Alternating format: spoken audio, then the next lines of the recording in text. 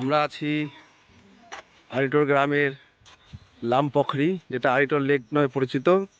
তো খুব সুন্দর, আর খুব সুন্দর জায়গা একটা, চারিদিকে গ্রিন আর গ্রিন, উঁচু উঁচু পাইন বনে ঘেরা। আর মাঝখানে এই লেকটা। আপনারা যদি আরিটোর বেড়াতে আসেন বা সিল্ক রুটে আসেন, তো অবশ্যই এক রাত এই আরিটোর লেকে থাকবেন বা আরিটোর লেকের আশেপাশে হোটেলগুলো থাকবেন। আমরা আছি হোটেল আদিত্যতে।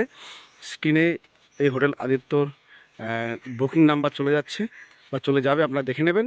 তো এই জায়গাটা একবার আসবেন, একদিন থাকলে আপনার মন শান্ত হয়ে যাবে।